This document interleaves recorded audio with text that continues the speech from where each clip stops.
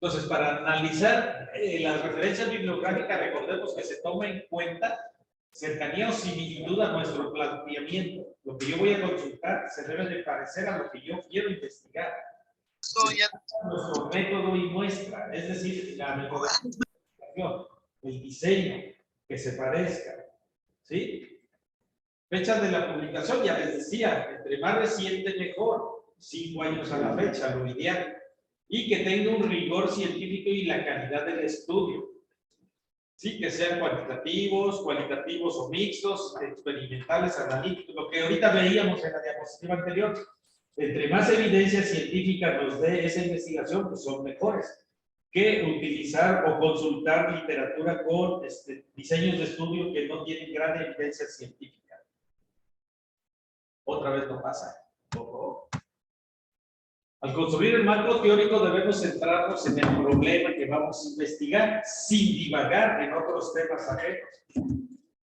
Aquí de una vez me adelanto, al final casi lo dice, hay gente que hace un tratado en una investigación, hace un tratado, ejemplo, no sé si recuerda, hay un protocolo de Caxias.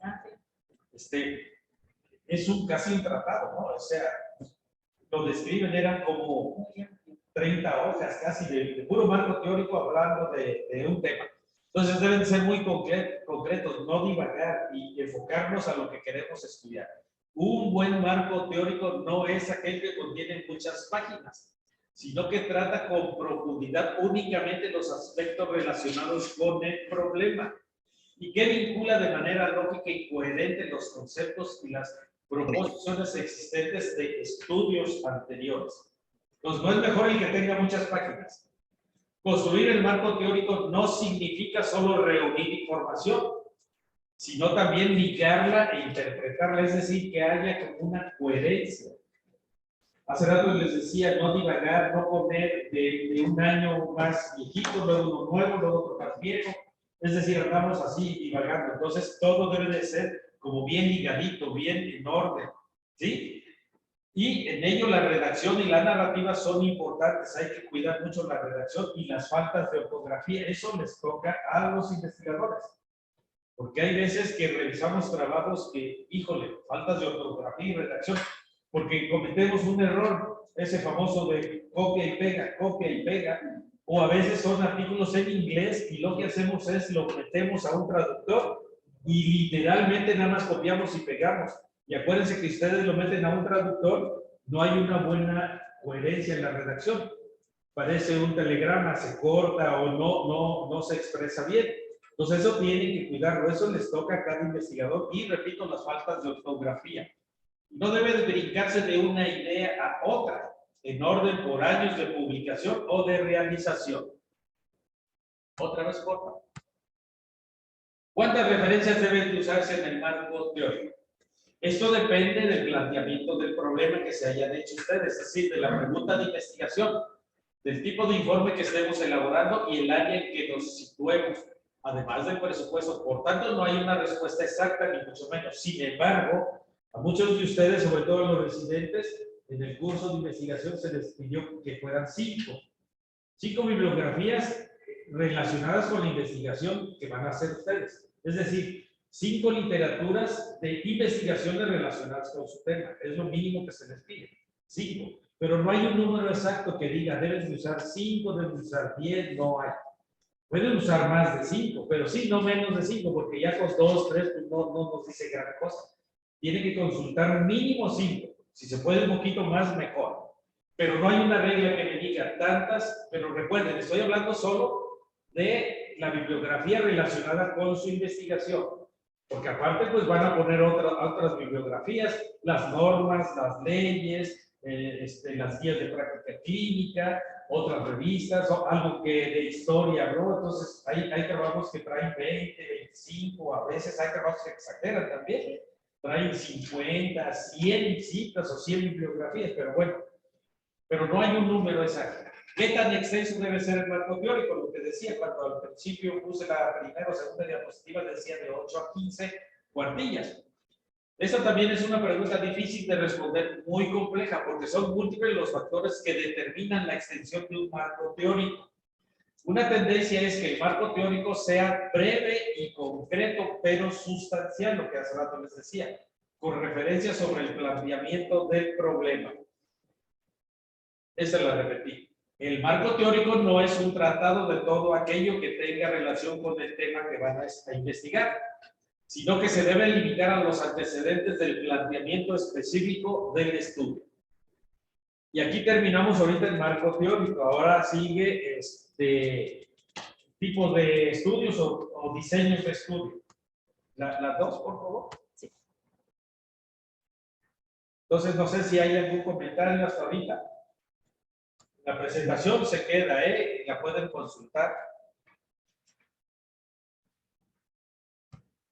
Se la piden a la doctora o no sé si vayan haciendo una memoria. La doctora.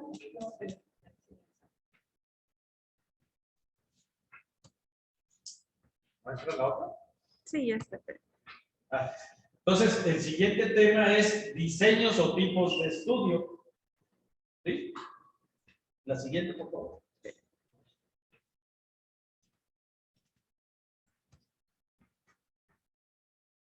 No responde el señalador.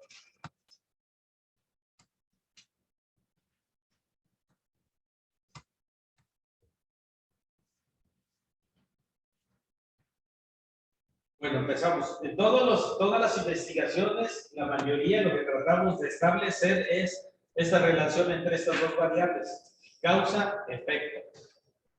Es decir, aquí la etiología y la enfermedad, o el efecto que produzca algo de acá, compara la presencia de la variable en dos o más poblaciones.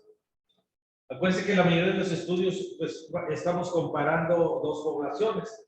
El grupo de casos y el grupo de controles. La siguiente. No funciona esto. Se la hacen. Aquí sí la agarran. Entonces, tratamos de tener esta relación entre estas dos variables. ¿Se atoró?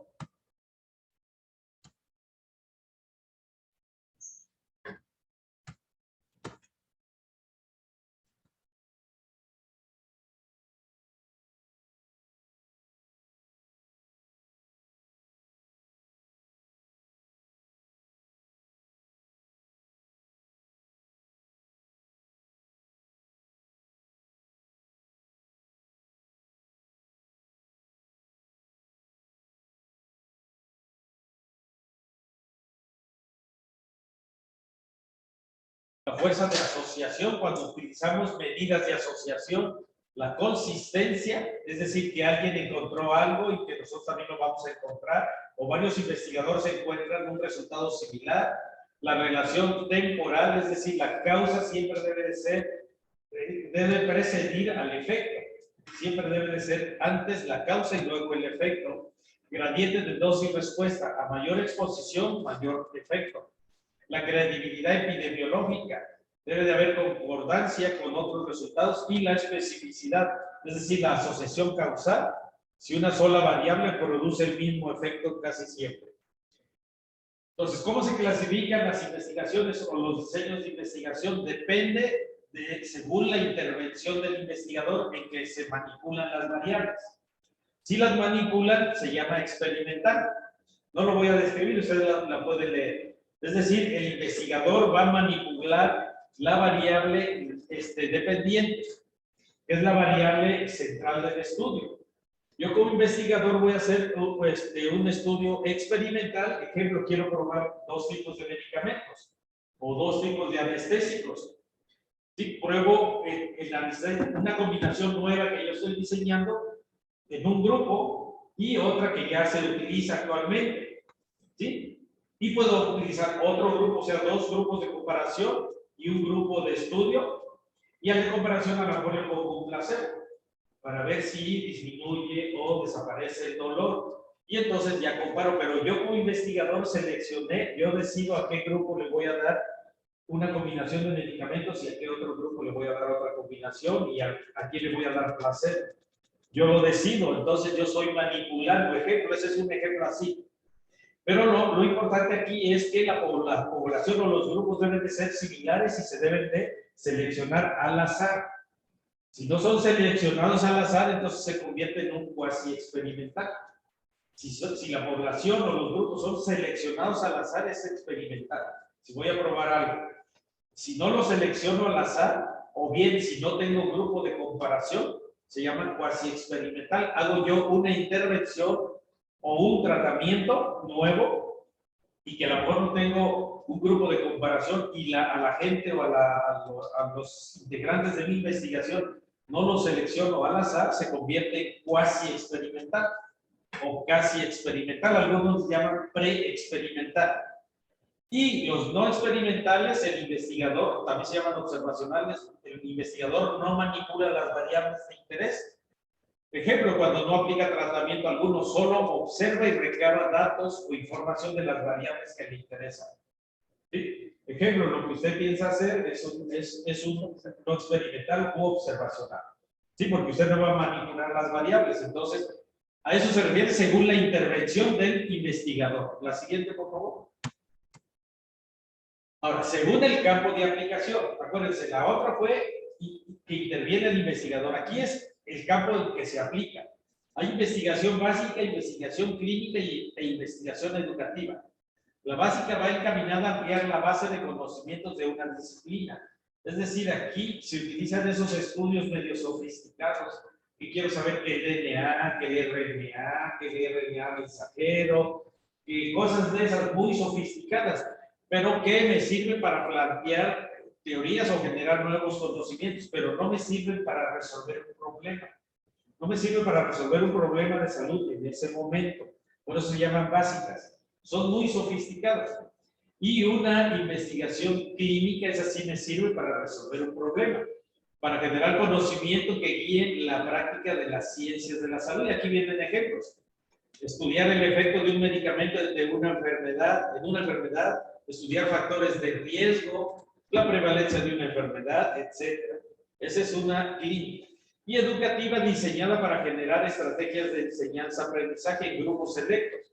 Ejemplo, los internos, en los residentes, o en médicos en formación, o a lo mejor ya son de base, pero a lo mejor hago un proyecto de intervención para modificar actitudes o modificar factores de riesgo o hábitos que se consideran de riesgo. Entonces son según el campo de aplicación. La siguiente, por favor. Esto ya no funciona. Según los procedimientos que se emplean, son cualitativas y cuantitativas. Las cualitativas investigan fenómenos típicamente profundos y holísticos mediante la colecta de material, pero son narrativos. Es decir, son subjetivos. Yo quiero medir la calidad de vida, es subjetiva. Yo puedo decir, pues mi resultado, la calidad de vida, la mayoría me dijo que era buena, pero no puedo decir mayoría, tanto por ciento dice que su calidad de vida es buena, otro me dice que es regular y otro me dice que es mala. Entonces, son ese tipo, el nivel de conocimientos no es subjetivo. ¿Sí? Actitud, aptitud, calidad de la atención, etcétera. Esos son tipos de diseños cualitativos. Entonces, este se refiere al procedimiento que emplea. Y las cuantitativas son investigaciones que se prestan para la medición objetiva, es decir, yo cuento, yo mido, ¿sí? A menudo con un diseño riguroso y controlado, ejemplo, incidencias, prevalencias, factores de riesgo, cosas que son factibles de medir, más objetivamente que las cualitativas que son subjetivas. Según el alcance, el anterior, entonces vean, ya llevamos, con esta llevamos 4 tipos, según el alcance. Exploratorio, descriptivo, correlacional y explicativo. Y aquí les pongo un ejemplo para que quede un poquito más claro. Estudios sobre el comportamiento de adolescentes. Si es exploratorio, mi pregunta sería: ¿con qué frecuencia ven videos con contenido sexual los adolescentes? Voy a explorar algo que yo no conocía. Descriptivo, ¿cuánto tiempo dedican a ver los videos? ¿O qué lugar ocupan los videos en su actividad? ¿Cuáles son los videos más vistos? Voy a describir lo que sucede. Correlacionar. Está relacionada la exposición a los videos con alto contenido sexual a la conducta sexual del adolescente, es decir, hay correlación. han presentado una actitud más favorable hacia el aborto los que ven este tipo de videos. Es decir, correlacionan lo que están haciendo con otra cosa. Y explicativos. ¿Qué efecto tiene que los adolescentes vean videos con contenido sexual? ¿A qué se deben estos efectos? ¿Por qué prefieren dichos videos? ¿Qué uso le dan a estos videos? Etcétera. Entonces hay muchas preguntas. Entonces, según el alcance, repito, son 4: exploratorio, descriptivo, correlacional, explicativos. Ahora, la pregunta, ¿una misma investigación puede tener diferentes alcances? Sí. Puede tener hasta los 4, o puede tener 2, o puede tener 3. Es difícil que solo se enfoquen a uno. Algunas veces una investigación puede caracterizarse como básicamente exploratoria, descriptiva, de algún tipo, pero no se sitúa únicamente como tal. Esto es, aunque un estudio sea en esencia exploratorio, contendrá elementos descriptivos, o bien un estudio correlacional incluirá componentes descriptivos, etc. Entonces, para concluir, los estudios no solo son de un solo alcance, pueden ser de 2, de 3 o de los 4 alcances.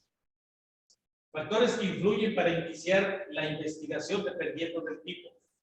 ¿Qué influye para que ustedes hagan cierto tipo de investigación? Pues influye el conocimiento que ustedes tengan de tal tema. El conocimiento, o que les llamó la atención, o por qué quieren hacer esa investigación. ¿Sí? Y el enfoque que le pretendan dar a su estudio. ¿Qué enfoque le pretenden dar? Ya tienen el tema, pero ¿qué enfoque le voy a dar? ¿Sí? Si va a ser nada más descriptivo o va a ser correlacional, no sé. Continuamos con factores que influyen para su investigación. Si no hay antecedentes o los que hay no son aplicables al contexto actual, es exploratorio. Hay piezas o trozos de teoría con apoyo empírico moderado, va a ser descriptivo. La literatura revela existencia de conocimientos sobre un tema correlacional. La literatura muestra una o varias teorías que se aplican al problema de investigación, es explicativo. ¿Sí? Ejemplo, el de usted va a ser descriptivo y a lo mejor explicativo, ¿no? Porque vamos a ver en la causa por qué esa relación médico-paciente, por qué no se da adecuadamente. Puede ser que a los médicos familiares se les exige que den una consulta en 15 minutos. Entonces, en 15 minutos es difícil dar una buena atención con calidad. Entonces, a lo mejor puede ser ese problema. Entonces, estamos explicando cuál pudiera ser la causa y aparte lo vamos a describir. O a lo mejor vamos a correlacionar que ellos tienen una meta de dar 4 consultas en 1 hora y entonces, de alguna manera, vamos a correlacionar por qué no dan una buena atención y eso hace que no haya una buena relación médico-paciente. Por lo tanto, el paciente no va a tener un buen apego al tratamiento, etcétera. No estoy ahorita inventando. Pero su estudio entonces puede ser de estos 3, básicamente. A lo mejor también pero bueno, lo veríamos. Pero eso es de base al contexto. Otra vez me ayuda, por favor. Entonces, ¿cuál de los 4 alcances es el mejor para un estudio? La pregunta común entre estudiantes es, la respuesta es todos. Todos son buenos. Todos. Nada más hay que saberlos combinar. Los 4 alcances son igualmente válidos e importantes. Y cada uno tiene sus objetivos y su razón de ser. Esto pues dependiendo de los objetivos que ustedes se planteen, de la pregunta de investigación y de los objetivos que ustedes se planteen. Objetivos general y objetivos específicos. Es en base a eso, por eso dice aquí que de acuerdo a los objetivos va a ser que utilice los 4 alcances o 3 o 2. En ese sentido, un estudiante no debe de preocuparse de si su estudio va a ser o iniciarse como de un tipo, ¿sí? Más bien debe interesarse por hacerlo bien y contribuir al conocimiento de un fenómeno. O sea, no se preocupen que digan, el mío va a ser correlacional o va a ser descriptivo. No se preocupen, ustedes hagan su protocolo, planteen la pregunta, los objetivos, la justificación y ya en base a que ya cuando esté avanzado o esté bien hecho, ya diremos, este va a ser de los 4 tipos o va a ser de 3 o de 2. Pero es cuando ya está hecho, pero no se enfoquen en que yo solo quiero hacerlo descriptivo. No se enfoquen desde que lo van a hacer en esa pregunta o en esa cuestión. La siguiente, por favor. Ahora, vamos a describir qué es un diseño como tal, o tipo de estudio en epidemiología. El diseño de investigación constituye el plan general del investigador, es decir, por eso el protocolo se hace y en la metodología va qué diseño de estudio voy a hacer. Entonces es mi plan general, como quien dice mi plan de trabajo. Un protocolo es un plan de trabajo que debe estar bien sustentado con los antecedentes, con el marco teórico y con mis objetivos, justificaciones, planteamiento del problema y ya aterrizo en la metodología. Entonces es como si fuera un plan de trabajo. Es la estrategia o plan utilizado para responder a las preguntas, a la pregunta científica y a mis objetivos. A mis objetivos. La siguiente. Entonces, es un plan o estrategia que se desarrolla para obtener información para mi investigación. Y cuando recién se inicia en la investigación, se sugiere utilizar un solo tipo de diseño. Y luego ya conforme avancen o tengan experiencia en investigaciones, pues ya pueden utilizar diseños un poquito más complicados. Los más fáciles de hacer es el transversal, por eso tiene menos valor, como los veíamos en la diapositiva donde les decía que los de arriba son los que tienen menos valor científico. No quiere decir que no sirvan, ¿eh? Lo que quiero decir es que a los resultados que ustedes lleguen no pueden inferir que eso está sucediendo en toda la población. Los resultados que ustedes lleguen en un transversal van a decir es lo que sucede en esta población que yo investigué nada más. Pero yo no puedo traspolar mi resultado al resto de la población. Por ejemplo, si aquí hiciera usted un resultado con los pacientes de ISSSTE, no va a inferir que sea lo mismo que esté sucediendo con los pacientes del Hospital General de Chilpancingo o los pacientes del Hospital General de Acapulco. Es diferente. Usted no puede inferir que eso está sucediendo, por eso tienen menos valor. No quiere decir que no sirvan, que quede claro. Tienen menos valor científico, nada más. Pero sí nos sirve porque de parte de los estudios transversales, de ahí parte el resto de otros estudios. Porque en un transversal yo puedo elaborar una hipótesis de manera didáctica y me va a servir para hacer un estudio a lo mejor cuasi experimental o de cohorte o de casos de controles, uno mejor. Pero sí tengo que hacer transversales que de alguna manera sí me van a ser útiles. La siguiente, habla. Diferentes tipos de estudio. Esto yo creo que sí se entiende. Periodo en que captan la información. Es muy fácil. Si yo la capto del pasado, es retrospectivo. Si yo los voy siguiendo en el tiempo hacia el futuro, es prospectivo. Y si voy a usar información del pasado y del presente y del futuro, entonces es ambispectivo o mixto. ¿Sí?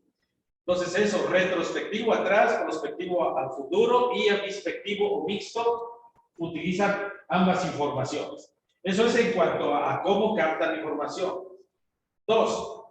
Evolución del fenómeno estudiado. Longitudinal y transversal o transeccional. Longitudinal yo los voy siguiendo en el tiempo. Pero que quede claro, hay veces que hacen un transversal y piensan encuestar a 500 personas, por ejemplo. Y a lo mejor las 500 personas no las encuestan o no las entrevistan en 1 o 2 días, las entrevistan a lo mejor en un mes. Y piensan que es longitudinal porque hoy empecé con ella, por ejemplo, la entrevisté, la encuesté, llené un formulario, y después me voy con la química y termino en 2 o 3 meses con él. Y entonces piensan que es longitudinal y prospectivo. No, es transversal porque con ella intervine una sola vez y ya no regreso con ella.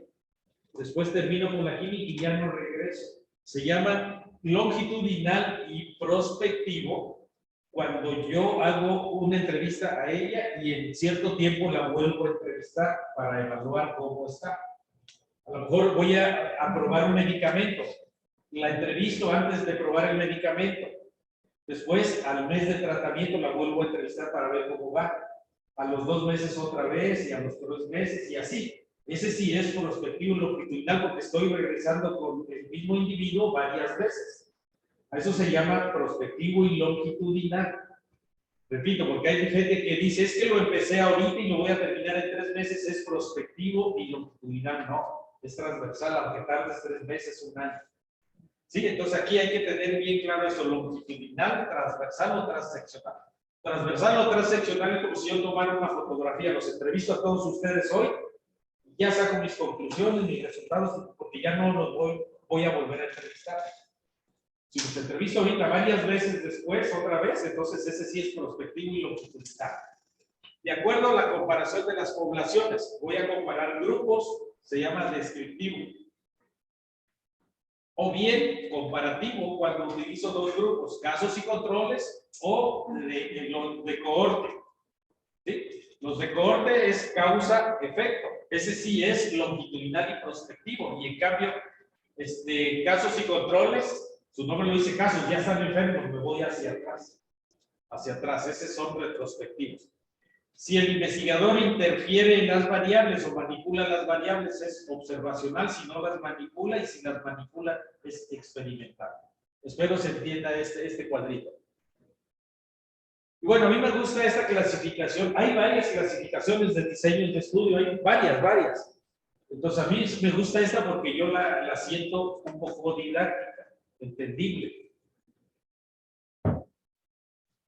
Ejemplo, la clasificación de los diseños, los observacionales o no experimentales. Es decir, el investigador no modifica la exposición, no manipula variables.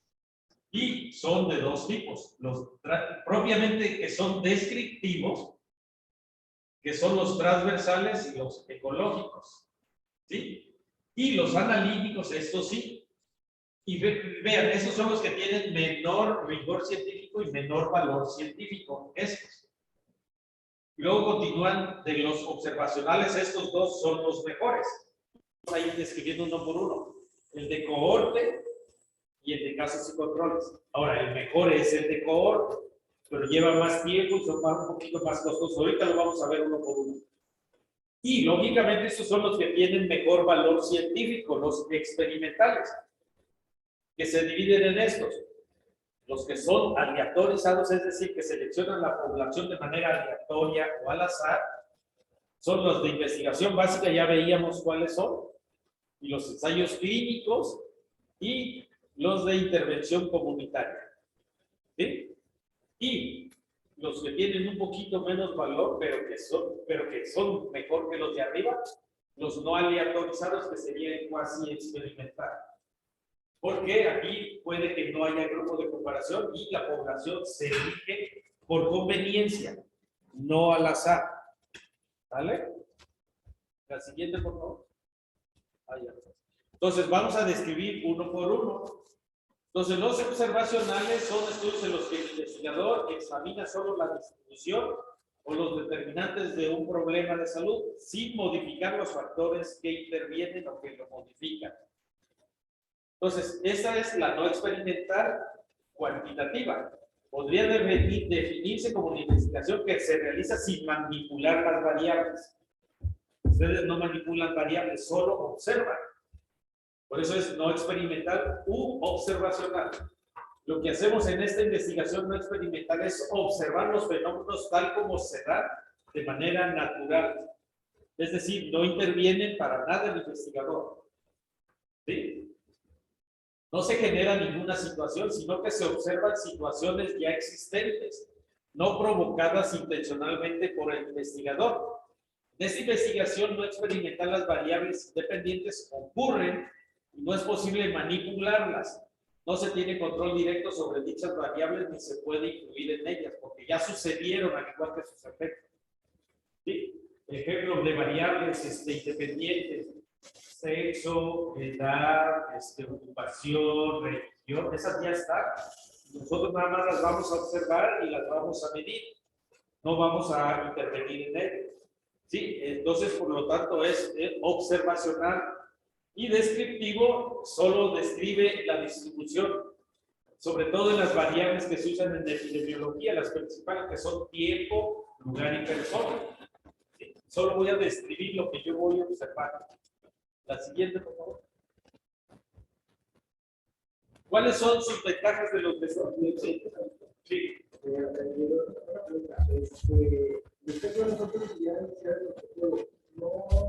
No debemos esperar o ya lo debemos iniciar aunque no tengamos una vara caliente. Yo sugiero que al menos el tema y vayan ya tratando de hacer el marco teórico, avanzar. Y entre más pronto encuentren el asesor ya sea académico o metodológico, poco a poco ya lo vamos ordenando. El chiste es que ustedes ya vayan teniendo información, no nada más aquí, que ya vayan consultando la literatura, la vayan consultando, obteniendo y tratar de analizarla, irla más o menos, tratar de ordenarla, ir tratando de construir el marco teórico mínimo, porque ya la metodología ya sería con el asesor metodológico, la metodología. Pero ya ir viendo qué objetivos más o menos quieren plantearse, qué probable pregunta de investigación, y eso se va afinando conforme ya tengan ustedes sus dos asesores, o puede ser el mismo asesor. Un asesor puede ser metodológico y académico. Puede ser el mismo. Pero sí existe que ustedes ya le vayan avanzando. Voy a esperar hasta que se les asigne el asesor. ¿Vale? Sí. Entonces, las ventajas de los descriptivos son fáciles de realizar, de corto tiempo y de costo bajo. Por eso les decía que son los que tienen de alguna manera menor rigor científico y un poquito menor valor.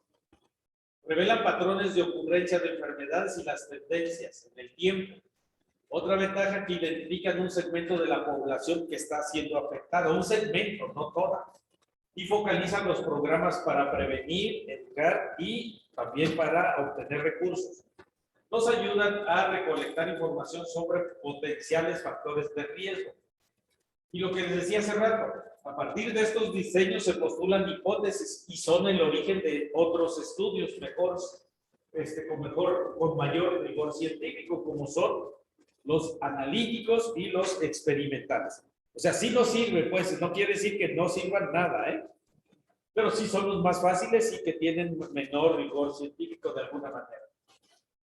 Sus desventajas es que no plantean hipótesis. Les digo, los descriptivos transversales no llevan hipótesis. No hay comparación de grupos, porque solo escogemos un solo grupo de investigación, no se comparan grupos. Y no se pueden extraer conclusiones para decir que lo que yo encontré está sucediendo en el resto de la población.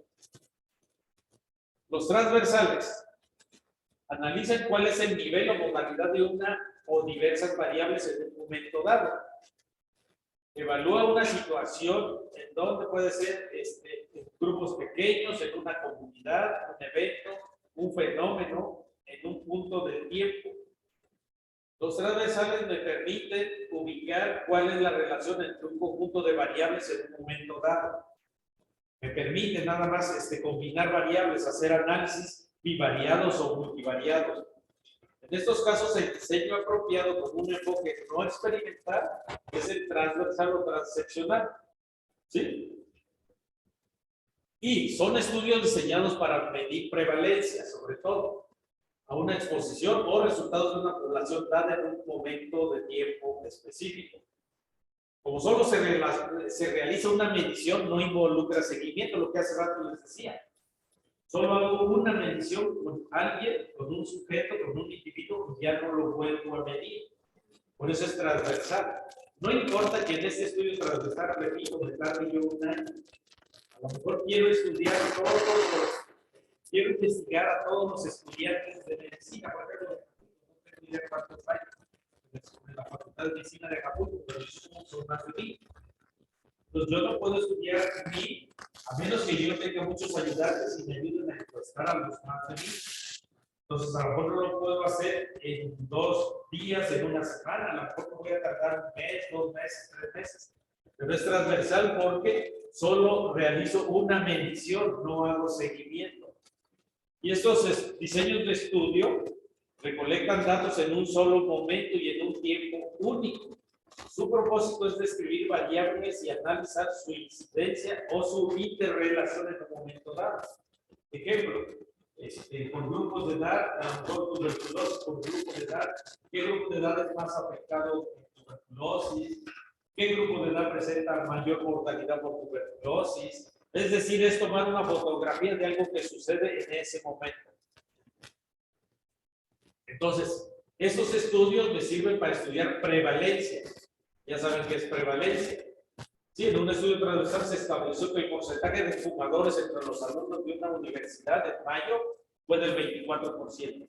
Yo estudié X universidad y a la mujer escogí una muestra no probabilística, y ahí hice mi estudio. No se ve muy bien esta, pero por ejemplo aquí, este es un grupo de personas, a lo mejor de esa universidad que quiero estudiar, pero yo seleccioné una muestra no probabilística, al azar, y de esta muestra checo cuántos son hombres, cuántos son mujeres, los agrupo por edad y por estado civil y por nivel educativo.